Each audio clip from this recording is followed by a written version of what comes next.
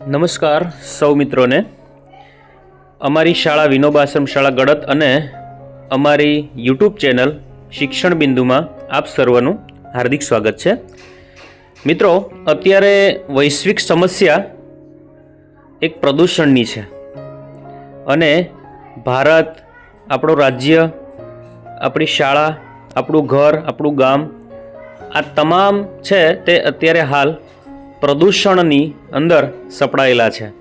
પણ પ્રદૂષણની અંદર વાત કરીએ તેમાં પણ પ્લાસ્ટિકનું પ્રદૂષણ એ ખૂબ જ મોટી મહામારી છે અને તે ખૂબ જ મોટું પ્રદૂષણ કહેવાય. કેમ કે પ્લાસ્ટિક છે તે ઘણા વર્ષો સુધી તેનો નાશ થતો નથી. તેને સળગાવી પણ શકાય, પણ સળગાવ્યા પછી પણ તેમના અવશેષો ક્યારેય નાશ પામતા નથી. તો પ્લાસ્ટિકનો કઈ રીતે ઉપયોગ કરવો તેમનું અમારી શાળા દ્વારા એક નાનકડો પ્રયોગ કરવામાં આવેલો છે, એક પ્રયત્ન કરવામાં આવેલો છે. તો અમારા બાળકો એ 10થી 15 જેટલા ગ્રુપની અંદર વહેંચાયેલા છે. તો પોતપોતાના ગ્રુપની અંદર પોતે જે પ્લાસ્ટિક મળ્યું છે, વેસ્ટેજ પ્લાસ્ટિક છે, અને એ પ્લાસ્ટિકમાંથી કંઈક નવું ઇનોવેશન, નવું ક્રિએટિવેશન છે એ પોતે પોતાની જાતે વિચારી અને કરશે. તો આવો જોઈએ અમારા બાળકો એક વેસ્ટેજ પ્લાસ્ટિકમાંથી ખૂબ સરસ મજાનું કંઈક વેસ્ટમાંથી બેસ્ટ બનાવવાની એક યુક્તિ પ્રયુક્તિઓ છે, પોતપોતાના વિચાર પ્રમાણે, ગ્રુપ પ્રમાણે એ બનાવી રહ્યા છે. તો આવો સૌ નિહાળીએ અમારા બાળકોનો એક યુક્તિભર્યો પ્રયાસ.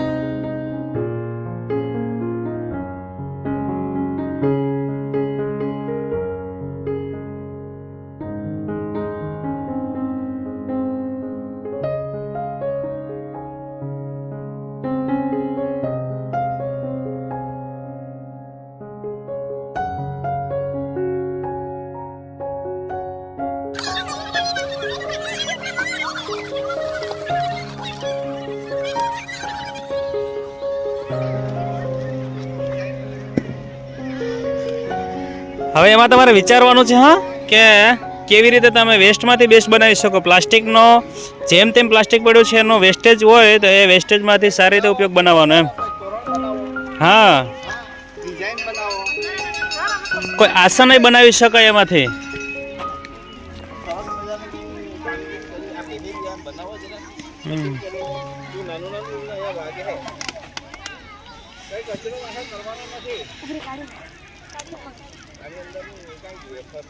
હા, બધા પ્લાસ્ટિકના છે ને એ બધા રેપર્સ છે. એ રેપર્સનું તમારે બધું બનાવવાનું છે. હા,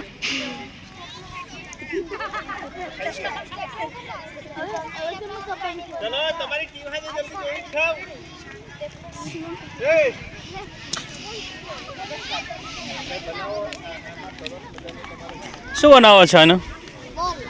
વેરી ગુડ. આસન બનાવાય, તોરણ બનાવાય.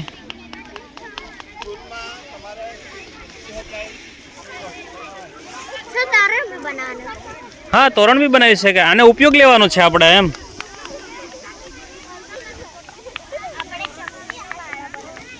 હા, ચકલીનો માળો હો બનાવી શકાય.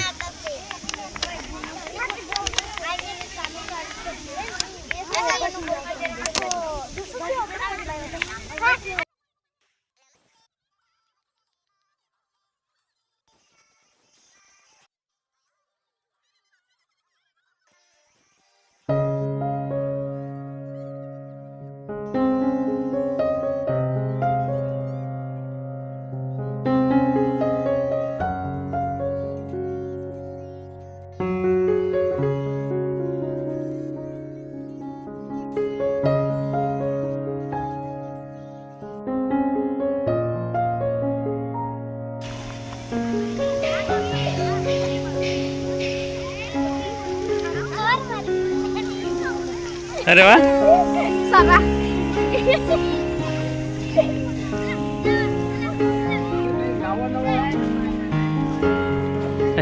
અહીંયા જો બધા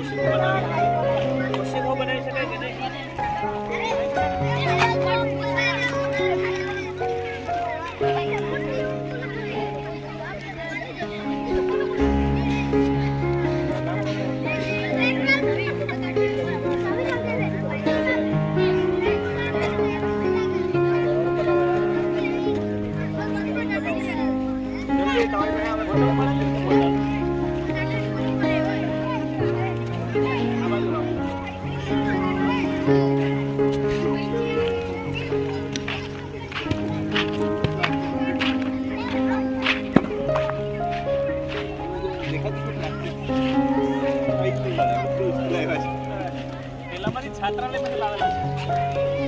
શું બનાવો? ઉપયોગમાં લેવાનો છે. અરે પછી તો આનો આસન બનાવી શકો. ચોરસ આમ ગોઠવી દેવાનું બધી બાજુ. નીચે એક જેવું કાપડ જેવું મોટું પ્લાસ્ટિક હોય નાખી દેવાનું. સીવી લેવાનું. આસન બને. પછી ઉપર કાપડ નાખી દેવાનું. કોઈ ખબર નહીં પડે. બરાબર ને? આપણે પેલા ગાટલા લેવા જઈએ તો ગાટલાને અંદર બધું આવતું હોય. કચરો કરાવી હોય કે નહીં?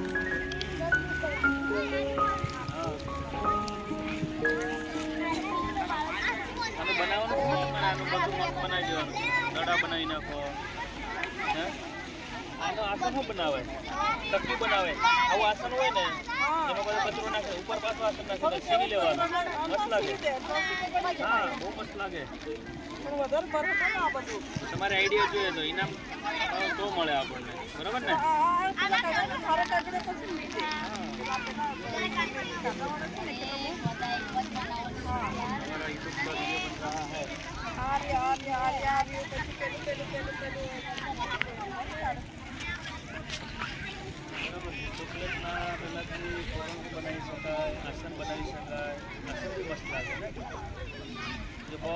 નીચે કાપડ જેવું રખાય, ઉપર આ બધા કચરો નાખાય, ઉપર ફરી કાપડ જેવું નાખાય, ઉપર તું સીવી લેવાનું, આસન બની જાય, ઓશિકા બની જાય કે નહીં?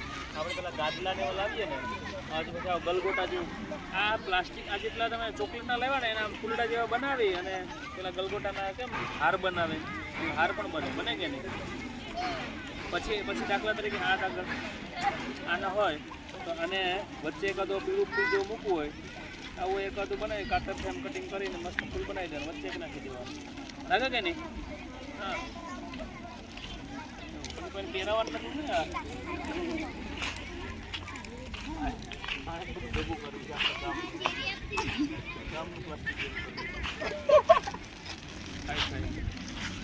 જો એમાં છે ને શું કરે જો આસન પણ બનાવ્યું છે કે મોટું નીચેનું પ્લાસ્ટિક અંદર બધું કચરો ભરી દેવાનો, ઉપર બીજું હાવ મસ્ત, હા ઉપર મસ્ત પાછું પ્લાસ્ટિક એટલે બધાને બસ સીવી લેવાનો એટલે ઓશિકું બની જાય કે નહીં?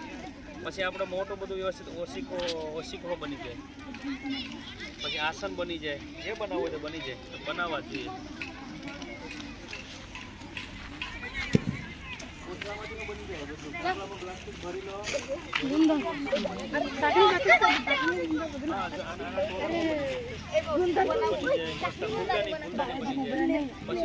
પ્લાસ્ટિક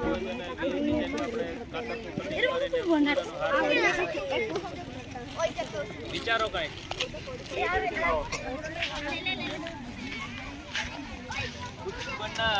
कुछ बनाए नया नया बनाए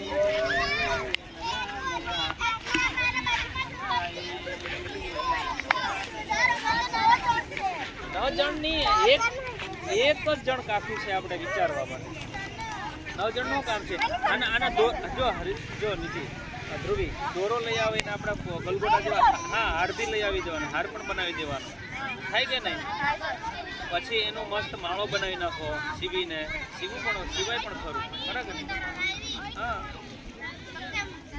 ઓશિકું બનાવી નાખો, આખું પેલું તકિયા જેવું બનાવી નાખો, આનું ગાદલું બનાવી નાખો, થાય કે નહીં? ઊભા થાય આપણને.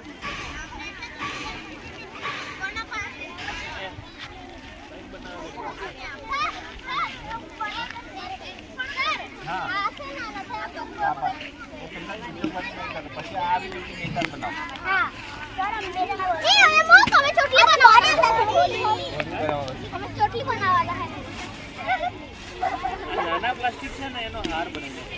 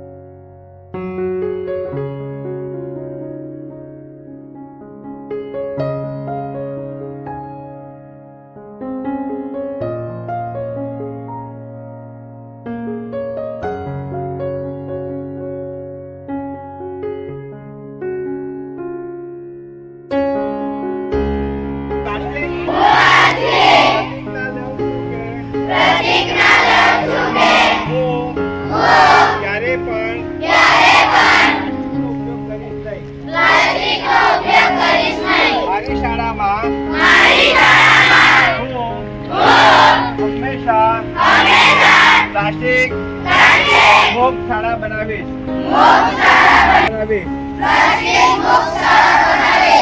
અને હંમેશા દરેક વસ્તુ કાગળથી